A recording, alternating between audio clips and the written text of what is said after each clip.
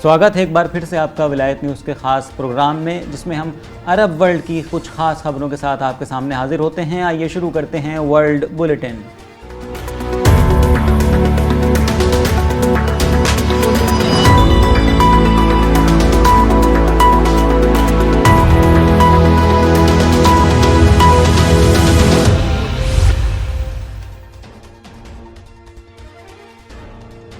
खबरों की शुरुआत करेंगे सीरिया से। सीरिया में तुर्की की आतंकी कार्रवाई को कंडम करते हुए यूनाइटेड नेशंस में सीरिया के एम्बेसडर ने कहा है कि उनके देश में अमन कायम करने की राह में सबसे बड़ी रुकावट तुर्की और इजराइल बने हुए हैं। सीरिया में इजराइल और तुर्की की आतंकी एक्टिविटीज़ का जिक्र करते हुए दमिश्क के परमानेंट दूत बस्साम सब्बाग ने तुर्की और तेल अवीव की कड़े शब्दों में आलोचना करते हुए कहा कि ये दोनों देश सीरिया में अमन चैन बहाल करने की राह में रुकावट डाल रहे हैं।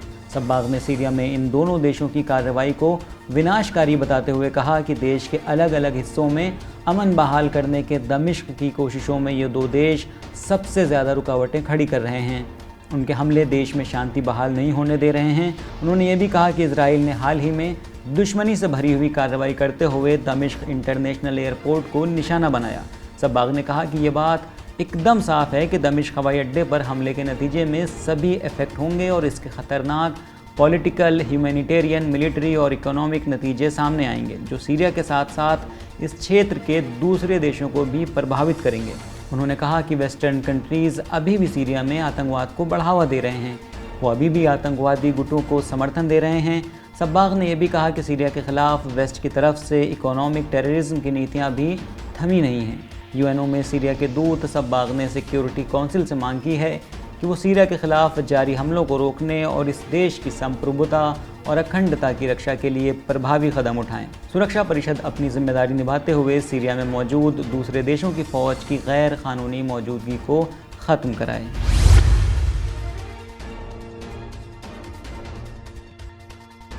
अगली खबर सऊदी अरब से है। सऊदी अरब के डिजिटल अधिकार कार्यकर्ताओं ने गूगल पर आरोप लगाते हुए कहा है कि ये कंपनी सऊदी सरकार के इशारों पर काम कर रही है और आले सऊद के साथ सहयोग करते हुए सरकार आलोचक सऊदी कार्यकर्ताओं के बारे में निजी जानकारी सऊदी सरकार को सौंप रही है। गूगल और सऊदी सरकार के बीच बढ़ते सहयोग के बारे में चिंता व्यक्त करते हुए डिजिटल अधिकार कार्यकर्ताओं ने कहा कि गूगल सऊदी सरकार के साथ सहयोग कर सत्ता आलोचकों की ज़िंदगी और सुरक्षा को खतरे में डाल रहा है। जर्मनी के डाइचे वेले ने इस बारे में रिपोर्ट देते हुए कहा कि डिजिटल जासूसी को लेकर सऊदी अरब का रिकॉर्ड पहले ही बहुत अच्छा नहीं रहा है।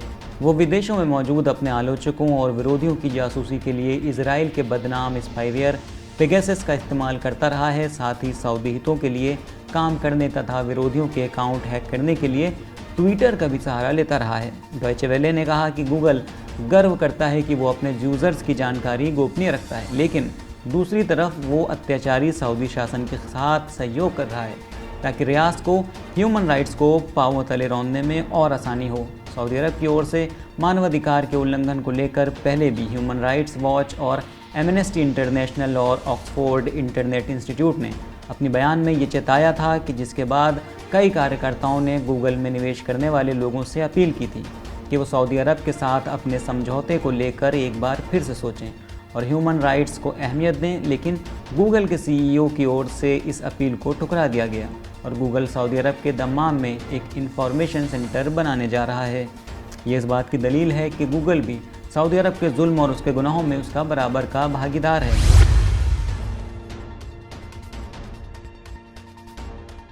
अगली खबर में जानेंगे क्या हुआ जब ईरान की वॉरशिप्स ने एक बार फिर अमेरिकी युद्धपोत को घेर लिया। अमेरिका का दावा है कि ईरान की वॉरशिप्स खतरनाक हद तक अमेरिकी युद्धपोत के करीब आ गई थीं।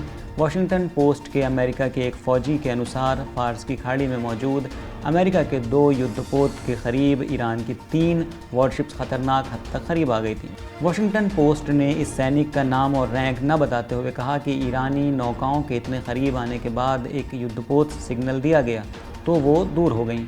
वॉशिंगटन पोस्ट ने कहा कि अमेरिका का यूएसएस सिरोको PC-6 और यूएसएस चैटको फ़ारस की खाड़ी से गुजर रहे थे जब ईरान की 3 खतरनाक speed boats USS Scirocco PC-6 के नज़दीक आ गईं। वॉशिंगटन पोस्ट ने यह भी दावा करते हुए कहा है कि ईरान की स्पीड बोट्स यूएसएस चैटको से बस 47 मीटर के फासले पर थीं।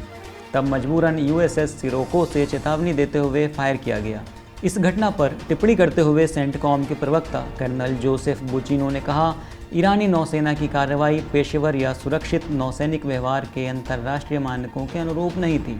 ऐसी घटनाएं गलत अनुमान और टकराव के जोखिम को बढ़ाती हैं। उन्होंने कहा कि हम इलाके में शांति और स्थिरता बनाए रखने के लिए इंटरनेशनल कानून के अनुसार अपनी गश्त, उड़ान और सैन्य गतिविधियों को जारी रखेंगे। वॉशिंगटन पोस्ट ने दावा करते हुए कहा है कि सोमवार को हुआ ये घटनाक्रम लगभग 1 घंटे चला और ईरानी स्पीड बोट्स के घटनास्थल से हटने के साथ ही ये ख़त्म हो गया।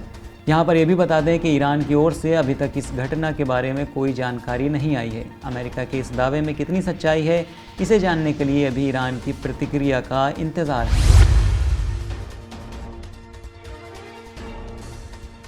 संयुक्त राष्ट्र संघ में ईरान के दूत मजीद तख्त रवांची ने कहा कि ईरान सीरिया की जनता और दमिश्क सरकार का समर्थन जारी रखेगा। उन्होंने कहा कि हम सीरिया के अधिकारों की रक्षा का समर्थन करते हैं और इस देश की अखंडता और संप्रभुता को बचाए रखने के दमिश्क सरकार की हर कोशिश का समर्थन करते हैं। संयुक्त राष्ट्र में ईरान के दूत तख्त रवांची ने कहा कि UNO अपना डबल स्टैंडर्ड छोड़ते हुए सीरिया के खिलाफ अतिक्रमणकारी हमलों को रोके और इसके लिए तत्काल कदम उठाने होंगे। उन्होंने कहा कि इजराइल सीरिया के खिलाफ लगातार बर्बर हमले करते हुए इस देश की संप्रभुता और अखंडता के साथ खिलवाड़ कर रहा है, लेकिन सुरक्षा परिषद खामोश तमाशाई बना हुआ है।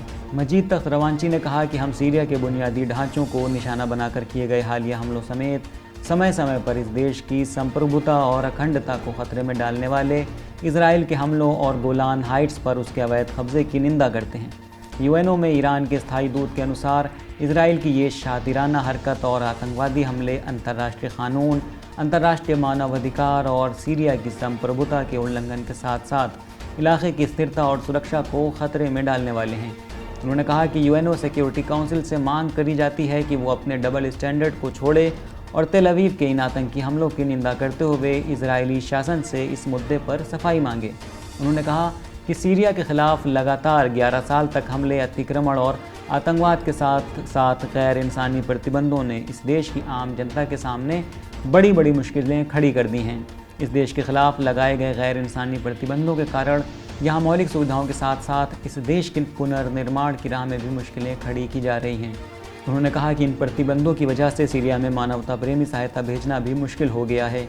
रिफ्यूजी आसानी से अपने घर नहीं पलट पा रहे हैं, साथ ही दमिश्क सरकार को भी आर्थिक रूप से संभलने में मुश्किलों का सामना करना पड़ रहा है, जिसका असर आम लोगों के जनजीवन पर भी पड़ रहा है। हमारा आज का बुलेटिन यहीं पर ख़त्म होता है। मुलाकात होगी अगले बुलेटिन में, तब तक के लिए इजाज़त दीजिए। खुदा हाफिज़।